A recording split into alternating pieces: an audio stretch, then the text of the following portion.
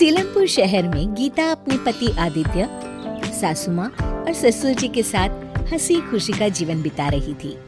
गीता को उसका परिवार बहुत प्यार करता था, पर उसके जीवन में बस एक कमी थी। उसका लेखक बनने का सपना था।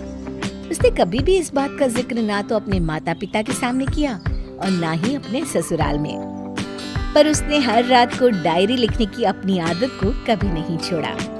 वो हर रात एक कविता या लेख लिखती थी। माँ, अगले हफ्ते गीता की 25वीं सालगिरह है। मैं उसके लिए कुछ करना चाहता हूँ। बेटा, ये तो बहुत अच्छी बात है, पर तूने सोचा क्या है?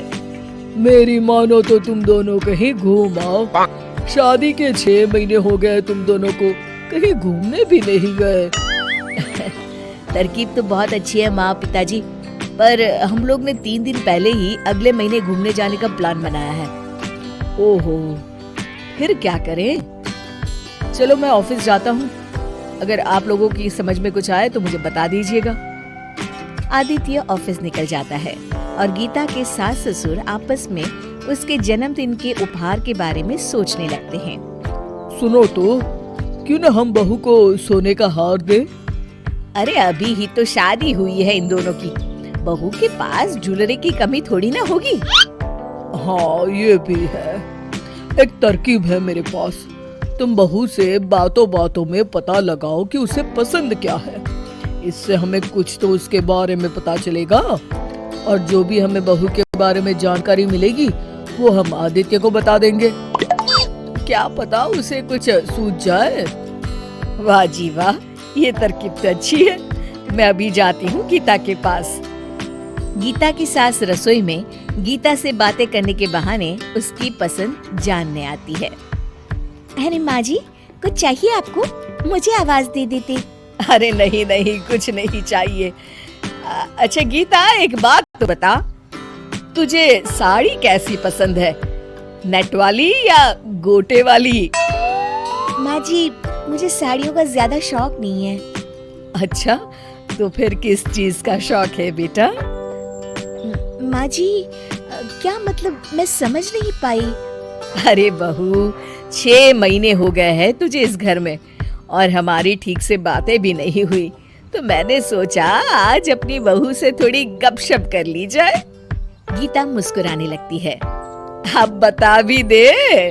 गीता और उसकी सास आपस में खूब सारी बातें करते हैं। उन्हें बातें करते करते शाम हो जाती है और आदित्य भी ऑफिस से आ जाता है। आदित्य अपने माँ और पिताजी से पूछता है कि क्या उन दोनों ने कुछ सोचा गीता के जन्मदिन के लिए। आप लोगों ने कुछ सोचा क्या? बेटा, तेरी पत्नी तो बड़ी ही साधारण है। ना तो उसे हार सिंगार का शौक है और ना ही कपड़ों का। क्यों, कुछ कहा क्या उसने आपसे? अरे आज मैं गई थी उससे बातें करने, सोचा कुछ उसकी पसंद पता चलेगी, पर उसे तो किसी चीज का शौक ही नहीं है। फिर भी कुछ तो पसंद होगा ना उसे। हाँ माँ, याद करो ना कुछ तो। माँ जी, मुझे ना लिखना बहुत अच्छा लगता है। साहित्य की किताबें पढ़ना भी मुझे बहुत अच्छा लगता है। बचपन से मेरी उसी में रुचि थी। बाकी तो मेरा ऐसा कोई शौक नहीं है।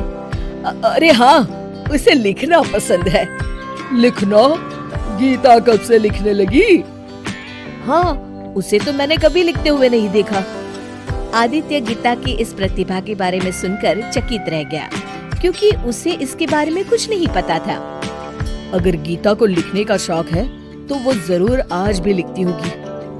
आदित्य गीता की अलमारी में देखता है और उसे उसमें एक डायरी मिलती है। उस डायरी पर लिखा होता है गीता की आंखों से।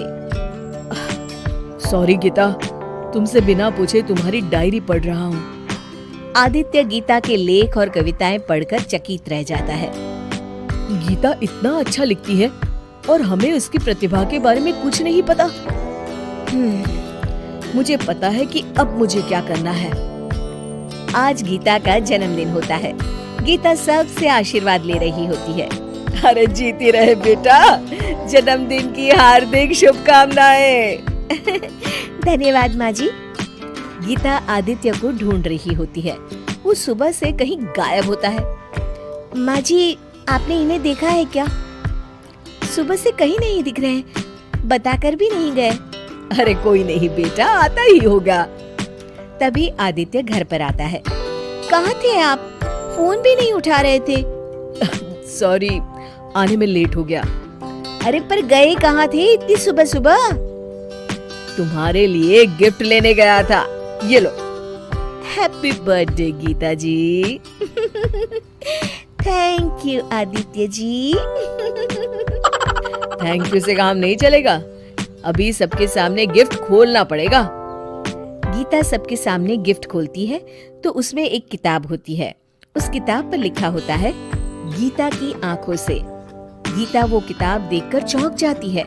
उसे खोलकर पढ़ती है तो उसमें उसके लेख और कविताएं छपी होती है। अरे ये तो मेरी डायरी है। डायरी नहीं, अब ये एक किताब बन चुकी है और पब्लिश होने के लिए गई है। कुछ ही दिनों में मार्केट में बिकने के लिए भी आ जाएगी। ये किताब की फर्स्ट कॉपी है जो तुम्हारे लिए बर्थडे गिफ्ट है। मेरी लिखी हुई किताब मार्केट में? मुझे तो यकीन ही नहीं हो रहा। ये सब आपने कैसे किया? माँ ने मुझे बताया कि तुम्हें लिखने का बहुत शौक है और मुझसे रहा नहीं गया तो मैंने तुम्हारी अलमारी खोलकर देखी और वहाँ तुम्हारी डायरी पढ़ी।